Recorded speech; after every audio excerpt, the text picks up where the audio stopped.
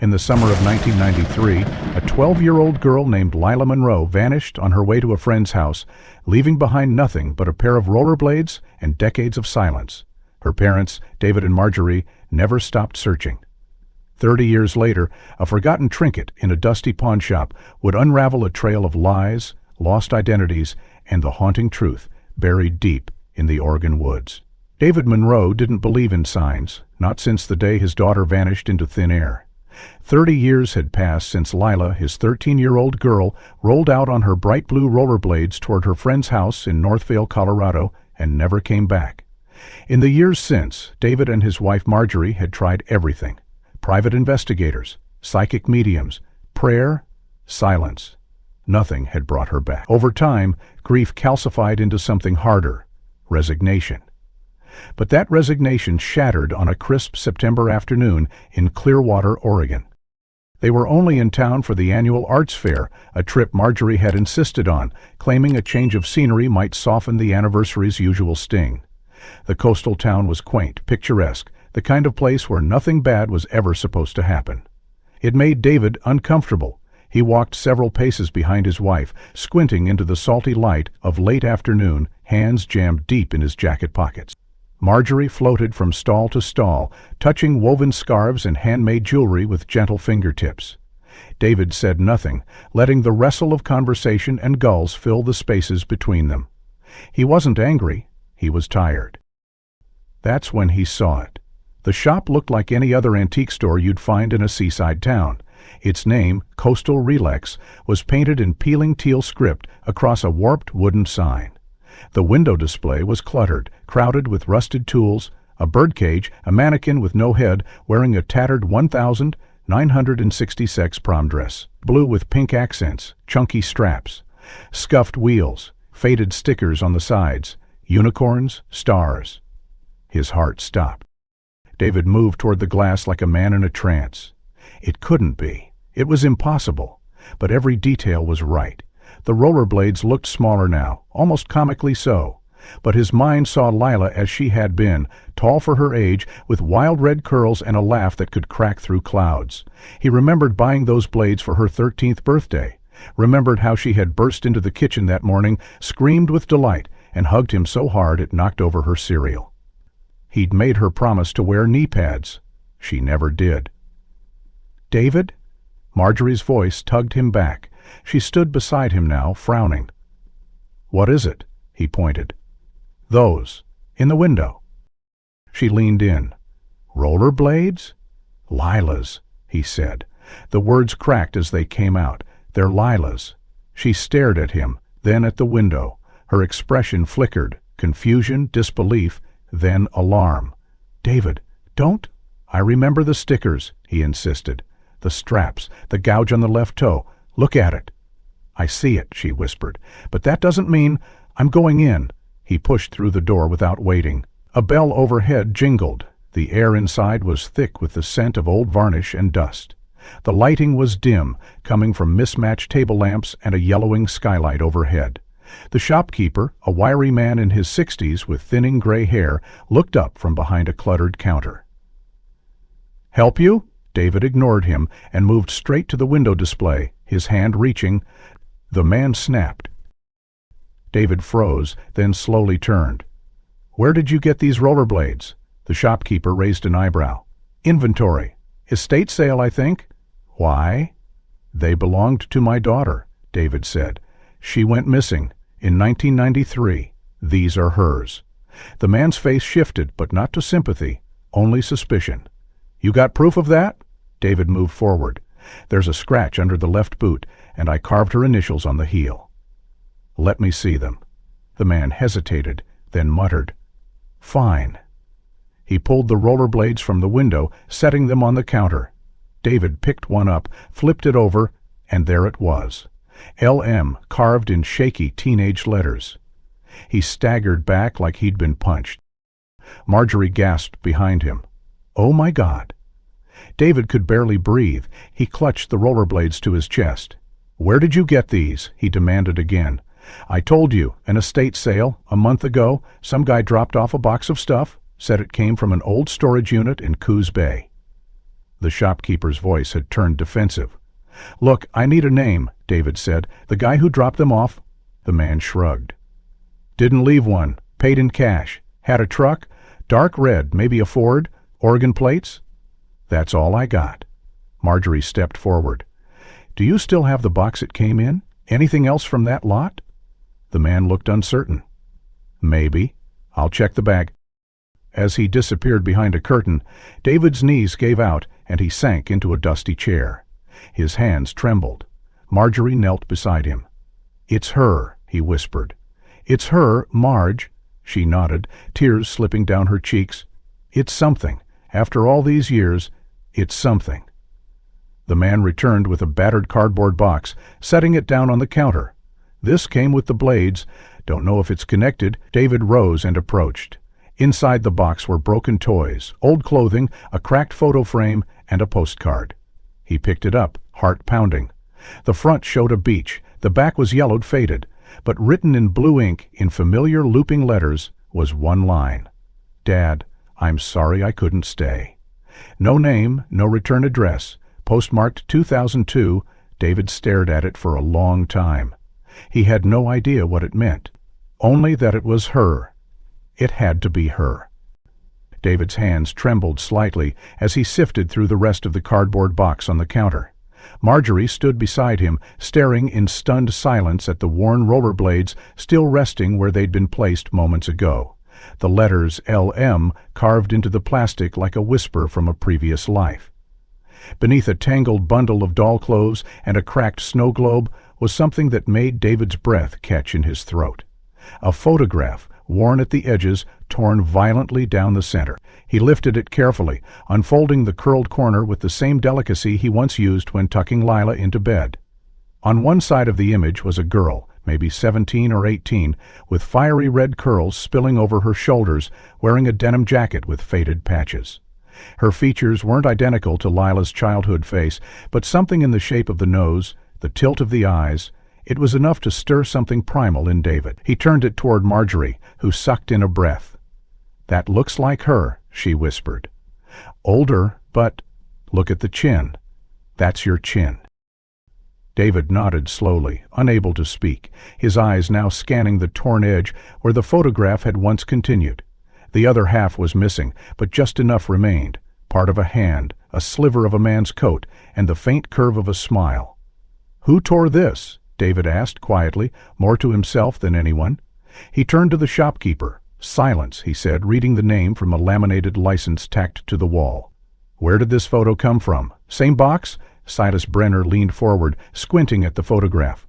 His eyes narrowed, and he gave a small, cautious nod. "Yeah, came with the blades. Same storage unit lot. Why?" David held the photo higher. "Do you recognize her?" Silas shrugged, but it was a shrug that didn't quite reach his shoulders. "Not sure. Could be anybody. Might just look like your girl." Marjorie stepped forward. "You said the storage unit was from Coos Bay, but you also mentioned estate sales. Which is it?" Silas scratched at the side of his face. "Estate sale led to the storage unit," he said after a beat. "Guy cleaned out both. I paid cash. Didn't get a name." "That's all I know." David's eyes didn't leave him. "Have you ever lived in Colorado?" There was a pause, barely noticeable, but it hung in the air like static. Silas's gaze drifted past them, toward the window. "Long time ago." "Yeah, briefly." "Why?" "Northvale," David said. 1993. You lived there then?" Silas's lips parted, then closed again. He reached for a pen, fiddled with it. "No, I don't think so." David's voice hardened. "You don't think so?" Silas set the pen down, with exaggerated calm. "Look, man, I deal with junk. That's what I do. People leave stuff, I sell it. I'm not connected to whatever happened to your daughter." "You said you didn't recognize her," Marjorie said sharply. "But you didn't even look that surprised. That photo, she's older in it. That means she was alive years after she disappeared." "I don't know her," Silas said firmly. "And I never met your family. Northvale's a small town, but not that small." "I'd remember." David stepped closer, lowering the photo. "Let me be clear. If you're lying to me, I will find out. I will find that storage unit. I will find whoever gave you that box, and if you know anything, anything at all, you need to tell me. Now." Silas's jaw tensed, but he didn't respond. His eyes darted to the door, then to the rollerblades still on the counter. "You want the box?" he said eventually. "Take it. You want the photo? Fine." David picked up the box, tucking the photo inside carefully. As he turned toward the door, Silas added, "If you're chasing ghosts, maybe you should let them rest. 30 years is a long time." David didn't turn around. Not for a father. They stepped out into the cool coastal air. The sun had dipped lower, casting long orange streaks across the sidewalk. For a long time, neither of them spoke. Then Marjorie said, "He's hiding something." David nodded. He knew more than he said. She hesitated. "That photo, David, if that really is Lilah, then she was alive in that picture. 17 or 18, that means she survived," David finished, the words feeling both like a revelation and a knife. "She lived, at least for a while." They reached their car and loaded the box into the back seat. David lingered, staring at the photograph again. The girl in the image had a tight smile, like she wasn't used to happiness. There was a shadow in her eyes, one he recognized from his own reflection. "I need to know who that man is," David said softly, "the one in the missing half." Marjorie looked over his shoulder. "We'll find him." David folded the photo and slipped it into his coat pocket. "First, we find that storage unit." Back inside Coastal Relics, Silas locked the front door and pulled the shade down. He stood still for a moment, then walked to the back room where an old metal filing cabinet stood against the far wall. He opened the bottom drawer, revealing a stack of unmarked folders. From the very back, he pulled one out, opened it slowly, and stared at the contents. A second copy of the torn photo, this time intact, showing the young woman and a man beside her, his arm draped casually over her shoulder. The man's face was unmistakable. Silas stared at it for a moment longer before picking up his phone. He hesitated, then dialed. After 3 words, someone picked up. Silas spoke only 3 words. He found her. The drive back to the rental house was quiet, punctuated only by the occasional creak of the road beneath the tires and the sound of the wind skimming over the car. David kept his eyes on the road, knuckles white around the steering wheel, while Marjorie sat in the passenger seat, the photo clutched tightly in her lap, her mind clearly spinning behind her vacant stare. The weight of the rollerblades, the torn image, and Silas's cryptic behavior pressed heavily on them both. As they turned onto the street leading to their house, David finally spoke, his voice rough. "I think he made a call. After we left," Marjorie blinked, turning to him. "You think Silas knows where she is?" "I think he knows who that man is," David replied, "and he's scared of what comes next." They parked in the driveway and carried the box inside, laying it out on the kitchen table like sacred relics. Marjorie sat down slowly, running her hand over the faded edges of the photograph, her fingers trembling slightly. Then, without looking up, she said, "I never told you." David looked over, confused. "Told me what?" She took a deep breath. "About the phone call. It was in December 2005. David's brow furrowed. "What phone call?" "I was alone that night. You were on a business trip in Chicago. It was past midnight when the phone rang. I almost didn't answer. It was just a feeling. So I picked up." Her voice dropped, almost as if she were reliving it. "It was a girl. She was whispering. I could barely hear her, but she said, 'Mom, where am I? Mom, I'm cold.'" Then the line cut out. David stared at her, stunned. "Why didn't you tell me?" Marjorie met his eyes. "Because when I called the number back, it didn't exist. It was listed as a disconnected line. I thought it was a prank, or worse, my mind playing tricks on me. It had been 12 years by then. I was barely sleeping. I convinced myself I imagined it." David sat back in his chair, the breath leaving him in a slow exhale. "So wasn't your mind? What if it really was her?" "I don't know," Marjorie whispered, "but hearing that voice, it sounded so much like her, older." "But still our Lilac." David stood restlessly, pacing the floor. "We need someone to look into the call logs from back then. Maybe tech has changed enough that—" "It was 20 years ago, David," she interrupted gently. "Even if there was a record, it's probably long gone." "But maybe," he said. "But maybe not." The next morning, David contacted the Clearwater Police and asked for help tracing the estate sale and storage unit linked to the items from Silas's store. Detective Alan Cruz, a soft-spoken man with sharp eyes and an obsessive attention to detail, "Let me do some digging," he said, after David explained everything. "But, if you don't mind, I'd also like to take a look around your property, just in case there's something you might have missed all these years." David agreed, and later that afternoon, Cruz arrived with a small team and a metal detector. While they worked, David and Marjorie stayed inside, going through old family albums and memorabilia, searching for anything that might provide context to the photo. Hours passed. Then a voice called from the backyard. "Mr. Monroe, ma'am?" "You're going to want to see this." David and Marjorie hurried outside. Cruz stood near the corner of the fence, holding a dirt-streaked, bent metal box in gloved hands. "He found this buried near the maple tree," he said. "It was wrapped in plastic, pretty well sealed." He handed the box to David, who opened it with shaking hands. Inside was a stack of old school papers, a tiny stuffed bear, missing an eye, and a postcard. David stared at it in disbelief. The image was of the Rocky Mountains in autumn, the back faded and yellowed, but the handwriting was unmistakable. He passed it to Marjorie. Her eyes widened. "To Mom and Dad," she read aloud. "I'm sorry I had to leave. I didn't want to, but I think I'm being watched. I miss you. Love, Lilah." The date at the bottom, July 18, 2002. Tan looked up from the card. "That's 9 years after she vanished, and you're sure this is her handwriting?" David nodded. "Absolutely. She used to do that looping tail on her oller case you circled." Marjorie added, "She wrote me birthday cards every year. I know that writing." Cruz took the postcard gently. "We'll get this tested for prints and DNA, but if it's legit, it means she was alive, maybe even nearby." "She buried this," David murmured.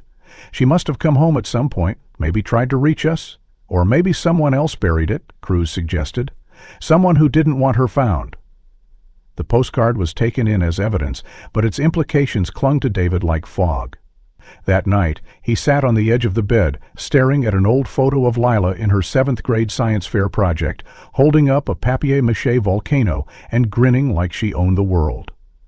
Marjorie came in silently and sat beside him. "She came home," David whispered.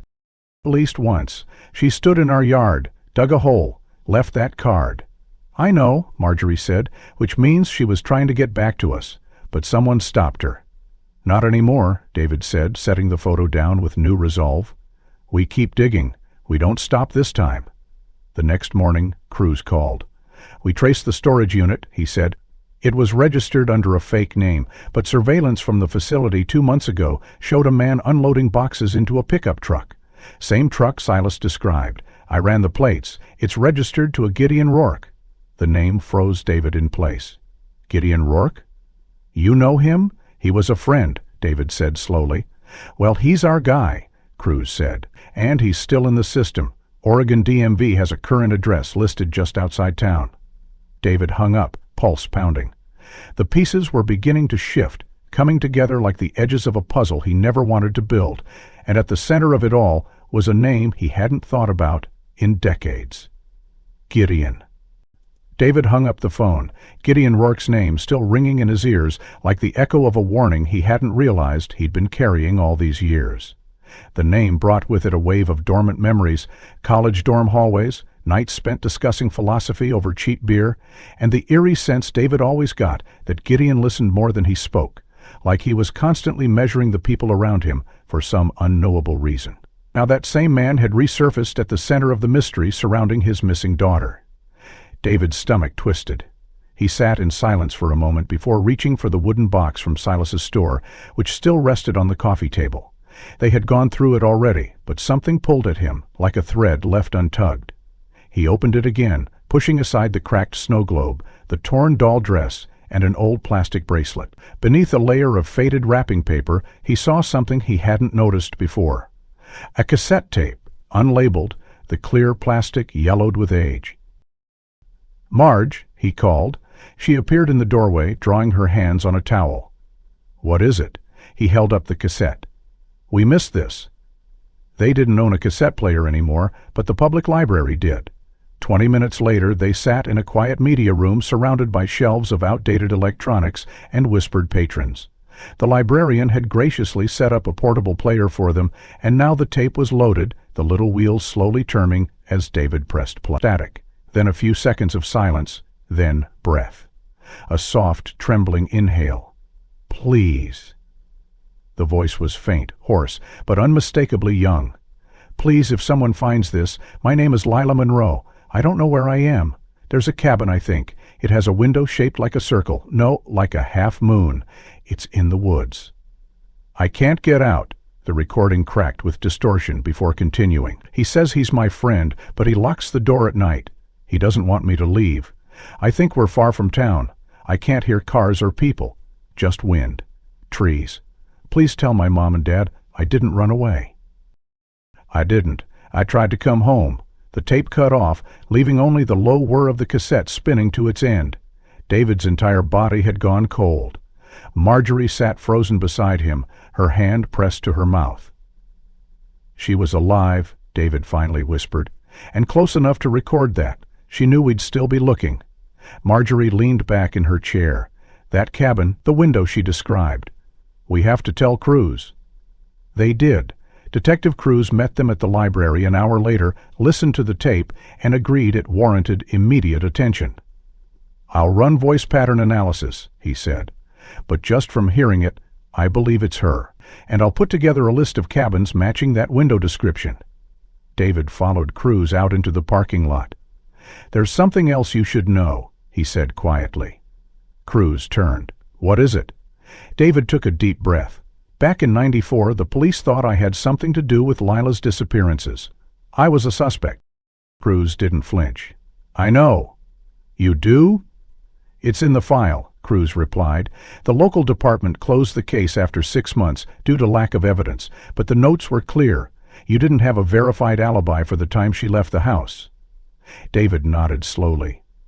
"I was in the garage, fixing the lawnmower. No one saw me, and that was enough to paint a target on my back." "Did they find anything?" Cruz asked. "Anything suspicious?" "No," David said firmly. "No blood, no signs of struggle, no prints that weren't ours. But for a while, even Marjorie started to wonder." Cruz studied him. "And now?" "Now," David said, "we know she was taken, and that I wasn't crazy for believing she'd come back." Cruz nodded once. "I don't believe you had anything to do with it, and this tape only strengthens the case against whoever held her." David exhaled slowly. "Thank you." That night, David couldn't sleep. He lay awake, replaying the recording over and over in his mind, every word a needle in the dark. Her voice, raw with fear, yet somehow defiant, could hide louder than it had in real time. He couldn't stop thinking about the window she described, a half moon, not a circle, not a square. That detail felt like a key. Somewhere out there, that cabin was still standing, and maybe, just maybe, someone else was still inside. The next morning, Cruz returned with an update. "We combed real estate and forest registry data," he said. "There's a set of old ranger cabins up in Tiller Ridge. One of them matches the description. Arched window, set back from the road. It hasn't been officially occupied in years, but there are no guarantees it's still abandoned." David's heart raced. "How soon can we go?" "We're heading there now," Cruz replied. "You want a ride?" David nodded. "Absolutely." As they pulled out of town, the road narrowed into gravel, winding through dense fir trees and towering pines.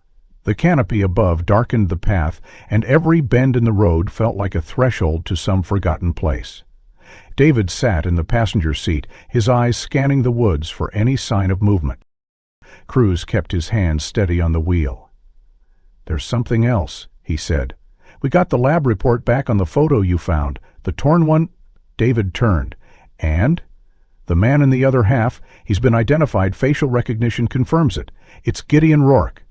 David felt the breath leave his chest. "So he's with her, or was—" Cruz nodded. "We've also tied him to 3 other missing persons cases in the last 25 years. None of them ever closed. And Silas? Still uncooperative. But we're looking into his connection with Gideon. I suspect they go back further than we thought." The car crested a hill, and Cruz slowed. "That's it," he said. Up ahead, nestled among trees like a secret, sat a dark cabin with faded green shingles and a sagging roof. A narrow path led to the door, and just above it, centered like an eye, was a window, half moon-shaped, curved like a grin that had forgotten how to be kind. The gravel crunched under the cruiser's tires as Cruz guided the vehicle to a stop about 50 yards from the moss-covered cabin. From the passenger seat, David stared at the structure through the windshield, his heart pounding so loudly it nearly drowned out the sound of birds overhead. The cabin looked older than he expected, the shingles warped from decades of rain and sun, the wooden porch bowing under its own weight, but the window, that arched half-moon window right above the door, matched Lilah's description perfectly. Cruz cut the engine. "We'll approach slowly. There's no sign of recent activity from the road, but if someone's inside, we don't want to spook them." David nodded, his fingers already gripping the door handle. The two men stepped out quietly, boots muffled by the damp forest floor. Cruz took the lead, one hand resting near the holster on his hip. They approached the front porch cautiously, pausing beneath the shadow of the overhang. The cabin was silent, the kind of stillness that felt intentional, like the building itself was holding its breath. Cruz motioned for David to wait and stepped forward, knocking on the door 3 times. "Clearwater PD?" he called. "Anyone inside?" No answer. After a beat, he tried the knob. It didn't budge. Locked. Cruz stepped back, glanced at David, then nodded toward the side of the cabin. They crept around the edge, sunlight filtering through tall trees, casting long bars of gold across the peeling siding. At the rear of the structure, a window stood slightly ajar. Cruz reached up, slid it open, and peered in. "Empty," he murmured. "But someone's been here. There are footprints on the floor. Dust has been disturbed." He climbed through the window and unlocked the door from inside, letting David in. The interior was sparse, just a wooden table, a couple of chairs, a sagging sofa, and a small cot against the far wall. Everything smelled of mildew and old pine. But what caught David's attention was a cluster of items on the table: a mug, a half-used notepad, and a Polaroid photo. He picked it up. The image was of a young girl, 8, maybe 9 years old, with light brown hair and wide, wary eyes. She stood in front of the cabin, the half-moon window visible behind her. Scrawled in pen across the bottom, "Mira, Summer 2019. "Mira," he said aloud, This could be Lilah's daughter." Cruz examined the rest of the table, flipping through the notepad. Mostly grocery lists, dates, one line that says, "Check in, Silas knows too much." David felt his blood chill. "Silas is involved more than he claimed." Cruz nodded. "We'll bring him in again, but right now I need to show you something else." He pulled out his phone, opened a document, and handed it to David. "I had our research team dig deeper into Rourke. Turns out he's been using aliases for decades. But the timeline is what's interesting." In 1993, 2 other girls disappeared, one in Idaho, one in Nevada. Same age range as Lilah. No connections were ever made at the time, but both cases went cold the same month Lilah vanished. David scanned the screen, reading the names. Grace Kellerman, 12. Emily Chang, 13. "You think he took them too?" "I think he's a predator who's been slipping through the cracks for years," Cruz said grimly. In both cases, witnesses described a man driving a red pickup truck with out-of-state plates. "Guess what Rourke drove in college?" "A red Ford," David said quietly. "Exactly. What's more, both families reported seeing a friend of the father hanging around the girls in the weeks before they vanished. Someone described as polite, quiet, intense. He brought Lilah a telescope for her birthday one year." "That's something else," Cruz added. In one of Lilah's school essays, which was in her old file, she wrote about stargazing with her dad's friend, Gideon. She said he knew all the constellations and that he told her stars were the only things that never lied. David closed his eyes. He was grooming her. "Even then, he positioned himself as a friend," Cruz agreed. "But the pattern fits. 2 other girls, same year, similar family connections, all vanished within weeks of each other." David turned back to the table, staring again at the Polaroid of Mira. If she's Lilah's daughter, then Gideon's still doing this." He didn't stop. "No, Cruz said, "but now we have a trail." They searched the rest of the cabin, but aside from a few blankets, empty cans, and worn shoes, there was nothing to suggest anyone had been there recently. Still, the presence of Mira's photo, the note implicating Silas, and the connections to past disappearances made it clear. They were closer than they had ever been. As they prepared to leave, David paused by the doorway, glancing up at the arched window once more.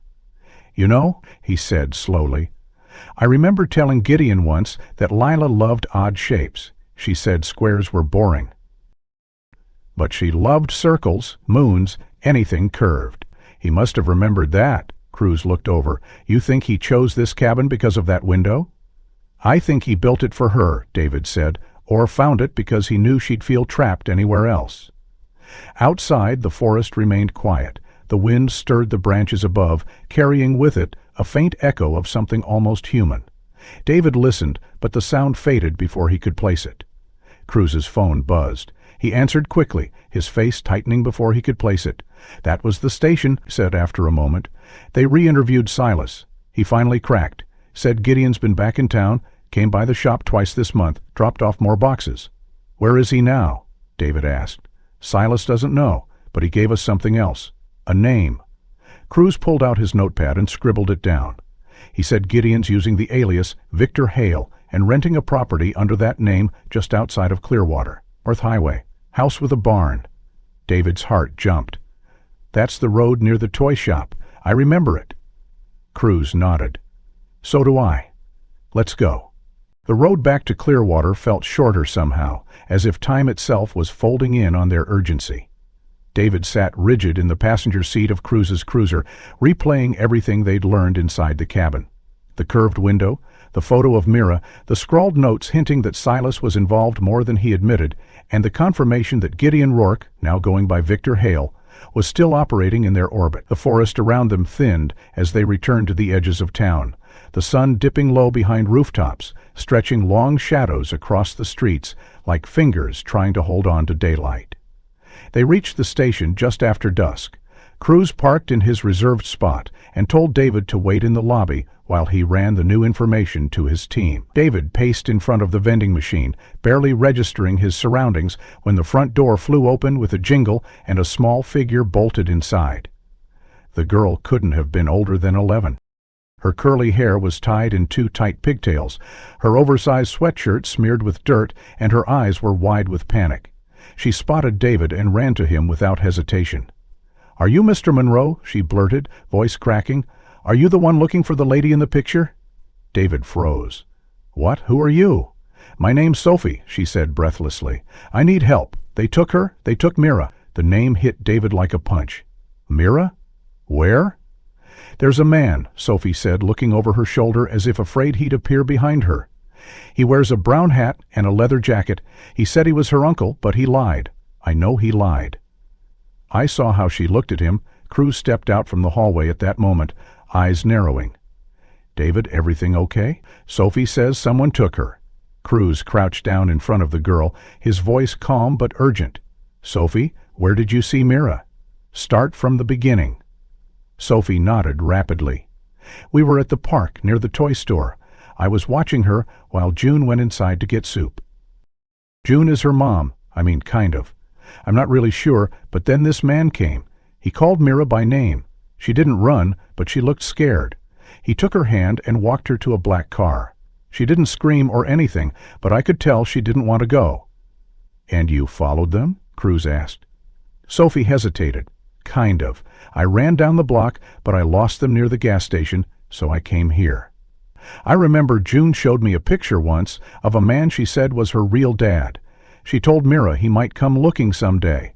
I think that was you." David's legs nearly gave out. He grabbed the edge of the reception counter for balance. "June," he whispered. "She's alive." Sophie nodded. "She has red hair, but she keeps it tied back. She looks tired all the time." Cruz stood. "We need a vehicle description, license plate, anything?" "I think the plate started with a 9, Sophie said, "and the car had a crack in the back taillight." "That's something," Cruz replied. "Let's get you to one of our officers so they can take your full statement. You did the right thing coming here. As Sophie was led away, David turned to Cruz. "She said June showed her a photo of me, which means Lilah knows you're alive," Cruz said, "and that she's trying to protect Mira in the only way she can, but she can't do it alone." They reconvened in the incident room upstairs, where officers were already scouring CCTV footage from the area near the toy store. At 5:12 p.m., a camera caught a black sedan pulling away from the curb, Mira visible in the back seat, her face pale and pressed to the window. The man in the driver's seat wore a broad-brimmed brown hat. Cruz froze the frame and zoomed in. "That's him. That's Rourke. We have to find that car," David said. "We will," Cruz promised. "And now we have another witness, Sophie. And something else. If Mira called Lilah June, and Sophie thinks June is her mom, then Lilah survived," David said, "and raised Mira herself. At least for a while. It also means Rourke let them live somewhere together," Cruz added. "Why? What changed?" David swallowed. "Maybe he was building something, some twisted version of a family. And now he's losing control," Cruz said. "Mira's old enough to remember faces, ask questions, maybe even talk to police. Which makes her a threat," David said grimly. "He won't let her go easily." The rest of the evening was a blur of movement, calls to neighboring departments, Amber Alerts issued, roadblocks being considered. David sat through it all, mind spinning not just with the urgency of Mira's abduction, but with the image Sophie had painted, Lilah alive, calling herself June, caring for a child, not her own, but loved as her own. And if she had shown Sophie a photo of David, then she had never stopped hoping he'd find her. Cruz returned with a folder. Traced the alias Victor Hale to a rental house 10 miles north, a farmhouse with a detached barn.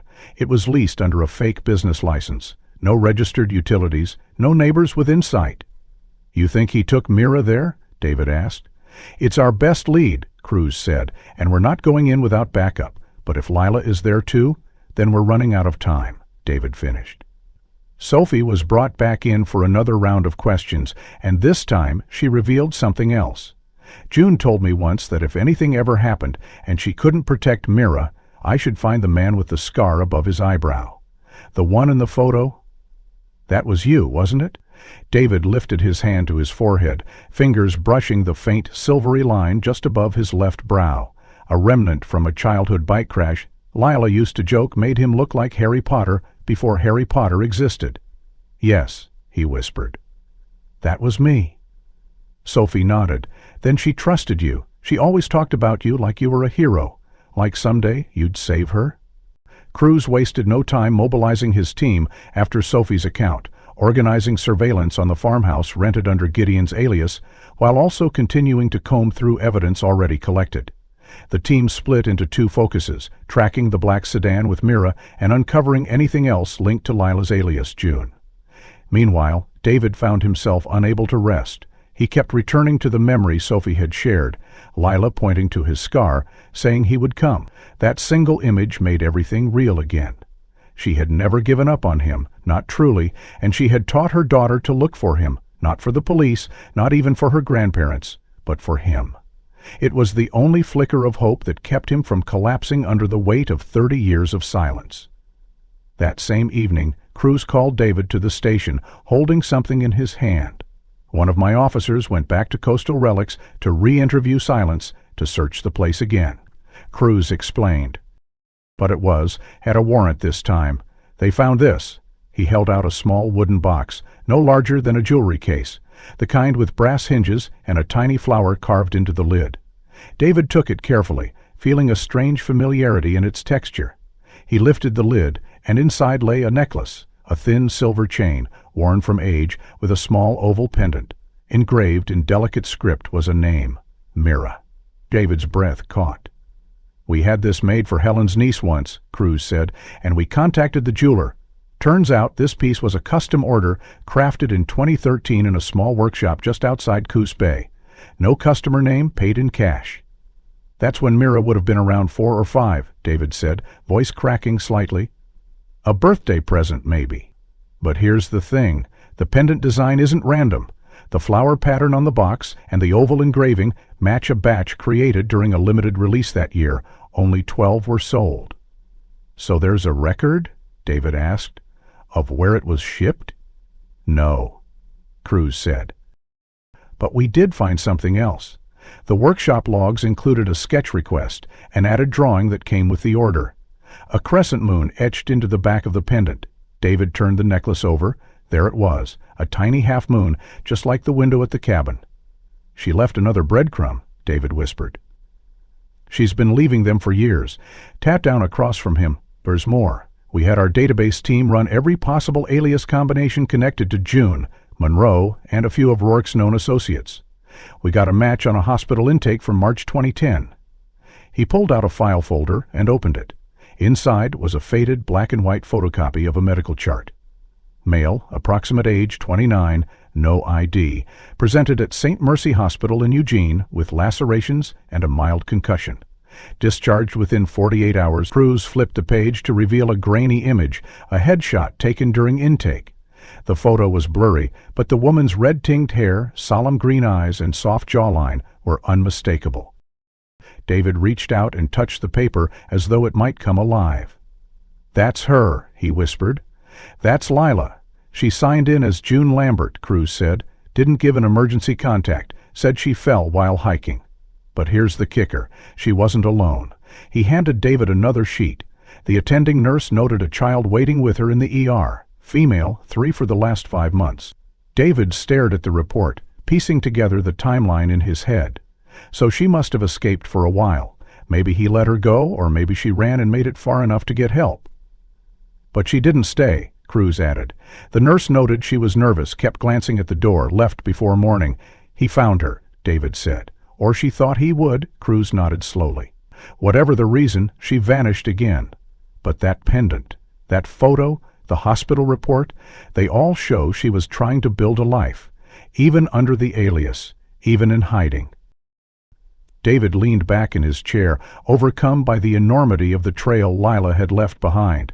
So many signs, so many moments she had risked exposure just to leave a clue. It wasn't random, it was a plan. She had known that if she made enough noise quietly, someone, someday, would piece it all together. And now they had. "We traced the order for that necklace back to a P.O. box," Cruz added. "Guess whose name was on the rental form?" David didn't even need to ask. "Gideon Rourke, under one of his old aliases, Victor Eldon, but the handwriting matches samples from his old university records. Sloppy cursive, right hang, always presses hard with the pen." David's fingers closed around the necklace. So he was buying gifts for Mira, letting Lilah take her to hospitals. Crafting this false life while keeping them prisoners, or worse, Cruz said, convincing her that life with him was the only safe option. David felt a surge of nausea. She was a child when he took her. He raised her under fear, manipulated her, and then turned her into someone who believed she had to hide. "Not anymore," Cruz said. "We're exposing it all, piece by piece." Just then, one of the techs burst into the room with a printout in hand. "Got something," she said, breathless. "Traffic cam hit a car matching the sedan's description 2 hours ago, heading south on the 47. We got a plate match. It's Gideon's..." Cruz snatched the printout and scanned it. "They're moving again. We'll triangulate direction." "He's not heading back to the farmhouse." David stood up. "Then where is he going?" After the traffic cam flagged Gideon's sedan heading south, Cruz coordinated with state patrol units to monitor highway exits while analysts scanned nearby properties he may have used before. But another breakthrough arrived unexpectedly from the least expected source, Sophie. Still being debriefed by a child advocate, she was given some paper and crayons to occupy herself during a pause in questioning. 20 minutes later, she looked up and said softly, "This is the house they took Mira to last year." One of the officers glanced at the drawing and immediately called Cruz. When he and David entered the room, Sophie handed over the picture. A child's rendering of a cabin surrounded by tall trees. Its roof slanted to one side, smoke curling from a tiny chimney, and at the very top, a large curved window shaped like a crescent moon.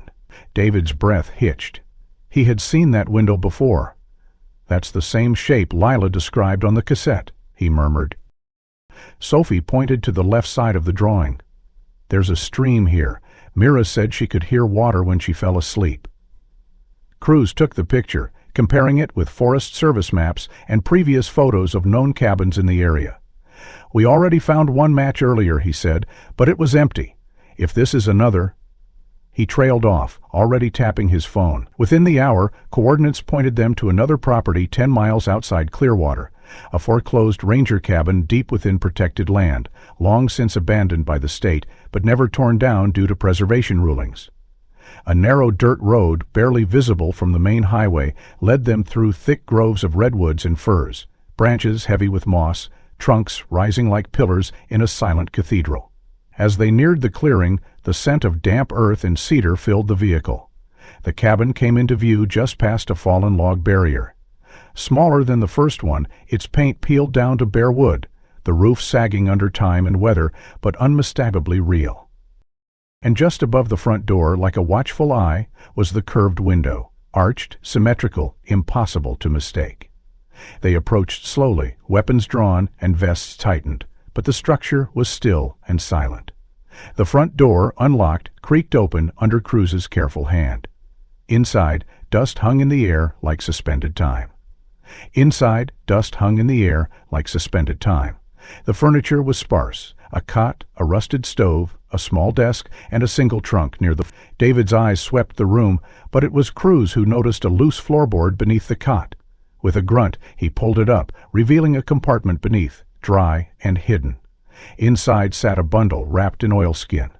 He opened it gently. A notebook thick with years of writing. The first page bore a name: Lilah Monroe, Journal 1, began September 1995. David sank into the chair beside the desk, the notebook cradled in his hand. The handwriting was small, tight, the ink faded in places, but the words were hers. "I don't know if anyone will read this," it began, "but I have to write it down. I have to leave something, even if no one ever finds me." Cruz leaned over his shoulder, scanning the first lines. "This is her, no doubt." David turned the pages slowly, each entry marked by dates stretching over years, some months apart, some written daily. The journal chronicled Lilah's life in captivity, the psychological manipulation Gideon employed, how he controlled her movements, stripped her identity, and repeatedly told her that her parents had stopped looking. "He said my father went to jail," one entry read. "He said my mother remarried, but sometimes I don't believe him. Sometimes, when it's quiet, I try to remember how my dad smelled when he hugged me, like coffee and rain. I think if I can still remember that, they haven't really forgotten." David wiped his eyes with the back of his hand. Another entry, dated 2004, described Mira's birth. "I didn't want to bring a child into this," Lilah wrote. "But when she cried the first time and looked at me, I knew I'd do anything to keep her safe. I told him her name was Mira. He wanted to call her something else, but I insisted. I had so little power, but I kept her name." More pages followed, lists of names Gideon used, places they stayed, notes about cabins in Idaho, Oregon, Washington. Every relocation was tracked meticulously. Lilah tried to note license plates, side roads, everything she could remember, in case, one day, someone found her journal. In 2010, a short entry stood out. "I fell. Hit my head on the stove. I told him I needed a doctor. He said no. I screamed. He finally drove me to a clinic, but made me lie. Told me if I said the wrong thing, he'd make Mira disappear. I said I was June. I said we were hiking. I saw the nurse look at me. I think she knew something was wrong, but I couldn't say it." David's knuckles turned white as he gripped the edge of the journal.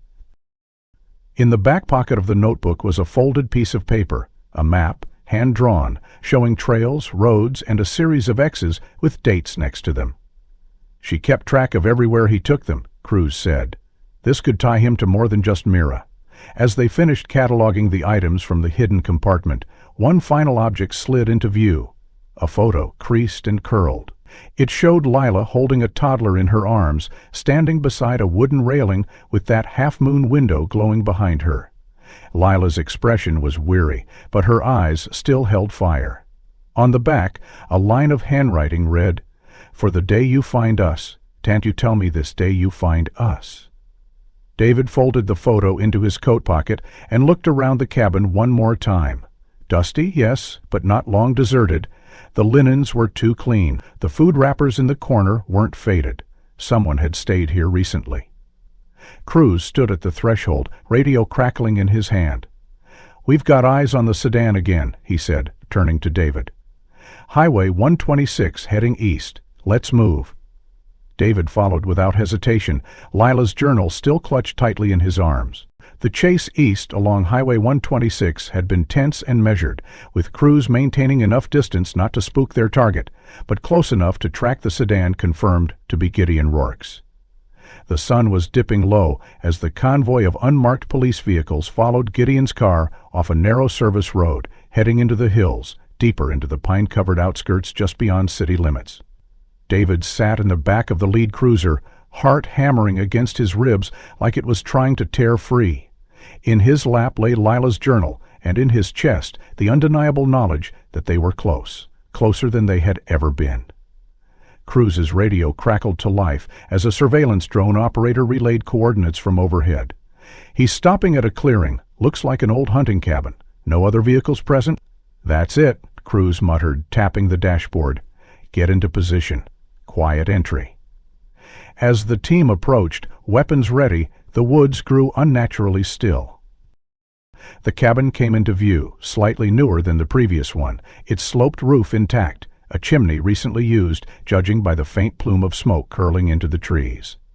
A wooden porch stretched across the front, and through the front window, faint light glowed.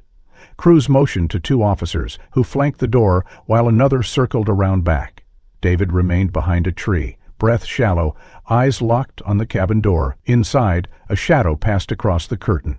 Then it opened. A woman stepped into view, her auburn hair tied loosely at the back of her neck, her face warm and pale, but unmistakably familiar.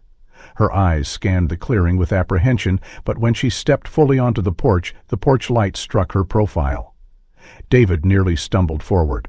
The woman turned sharply at the sound of a twig snapping behind one of the officers. Her expression tightened with fear, and she stepped back, gripping the edge of the door. "Who's there?" she called, voice edged with anxiety. "Who sent you?" Cruz stepped forward carefully, gun lowered, badge out. "Ma'am, we're with the Clearwater Police Department. We're looking for someone named Mira. Is she here with you?" The woman's brow furrowed. "Mira? No, not anymore." "They took her?" She hesitated, then nodded. "Victor said we had to move again, that someone was coming. He told me not to answer the door for anyone. He always knows where we are." "Always." Her voice cracked on the last word, and she gripped the doorframe tighter. David couldn't hold back any longer. He stepped from behind the tree, his voice barely steady. "Lilah," she turned to him slowly, eyes scanning his face. "I'm sorry," she said softly. "That's not my name. I'm June—" "No," David said, taking one careful step closer. "That's what he told you to say. But your name is Lilah Monroe. You were born July 16, 1980. You disappeared when you were 13 years old, rollerblading to a friend's house in Northvale." Her face paled. "How do you know that?" "Because I'm your father," David said, voice breaking. "I've been looking for you for 30 years. She staggered back, shaking her head. "No, that's not right. He told me you were gone, that you never wanted me back." "He lied," David said firmly. "Every day, every moment, we never stopped looking for you, and now we're here." Her lips parted, Shakai moment. "We never stopped looking for you, and now we're here." She looked at Cruz, then at David, as if seeing him through fractured glass. Then, movement. A second figure appeared behind her in the doorway. Gideon. Older, heavier, but the eyes were the same, cold, calculating, dangerous. He pulled Dio back by the arm. "Get away from her," he barked. "She doesn't know you—" Cruz and the other officers raised their weapons. Victor Rourke, hands in the air. Gideon held Lilah in front of him like a shield. "You're not taking her," he growled. "You don't understand. She belongs with me." "I don't belong to anyone," Lilah snapped suddenly, yanking her arm free. "You told me lies. All of it. You said they stopped looking. You said they were dead." "I protected you," Gideon snarled, "from a world that would have eaten you alive. "You kept me prisoner," she said, stepping back toward David. "You made me forget my name." Cruz took the opportunity. Now he barked into his shoulder radio. Instantly, red and blue lights burst through the trees as backup units closed in. A tracking team had followed Gideon's vehicle the whole way, using the GPS beacon slipped into the back seat by Sophie. Officers swarmed the porch, and within seconds, Gideon was on the ground, cuffed and read his rights, cursing all the while. Lilah stood motionless, breath hitching, hands shaking, until David crossed the porch and gently took her hand. "I thought I was dreaming you," she whispered. "Every night I saw your face, but I thought—" Maybe he was right. "He was wrong," David said. "You're home now?" The hospital room was quiet, except for the steady beeping of the monitor near Lilah's bed, the rhythmic sound providing a strange comfort in contrast to the decades of chaos and silence that had defined her life until now. David sat beside her, his hand gently wrapped around hers, and Marjorie stood just a few feet away, her eyes filled with tears that had been waiting 30 years to fall.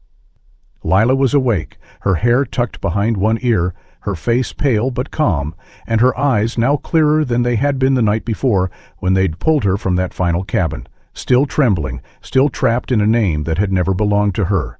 But today she had said it aloud for the first time. "My name is Lilah Monroe," and the hospital staff had written it on the whiteboard beside her bed. A quiet declaration of identity returned. When Marjorie stepped closer, Lilah looked at her long and hard, studying the faint lines of age, the silver strands in her hair, and then her eyes widened, as if some dormant memory finally aligned with reality. "Mom," she whispered, barely audible. Marjorie collapsed into her daughter's arms before the word was even finished, her body racked with sobs, clinging to the daughter she had mourned every day for 3 decades. David moved closer, wrapping his arms around them both, and for a long moment the three of them said nothing at all, because nothing could possibly be enough. That embrace was a wordless acknowledgment of time lost, pain endured, and love that had somehow survived every lie, every absence, every impossible night. Later that day, CPS arrived with Mira and Sophie, escorted gently by the same officer who had interviewed them the night before. Mira entered first, clutching Sophie's hand, her small face alert, cautious, but curious. When Lilah saw her daughter, she sat up straighter, despite the IV in her arm and the stitches at her temple. Mira paused, eyes wide, as if she wasn't sure whether to run or cry. But Lilah opened her arms and whispered her name, and that was enough. The child ran forward and climbed into the bed, burying her face into her mother's chest, and Lilah held her close, whispering apologies and promises, fingers shaking as they traced the back of her daughter's head. Sophie lingered by the door until David crouched beside her and held out his hand. "Come meet the rest of your family," he said gently, and when she took his hand, he guided her to the bedside. Marjorie smiled at her and brushed a strand of hair from Sophie's cheek. "You saved my granddaughter," she said, "and you saved my daughter. You're family now, too." Sophie's eyes welled up, and for the first time since she'd appeared in that police station, she let herself be held without resistance. Over the next week, the hospital became a strange but sacred place, filled with reunions and revelations.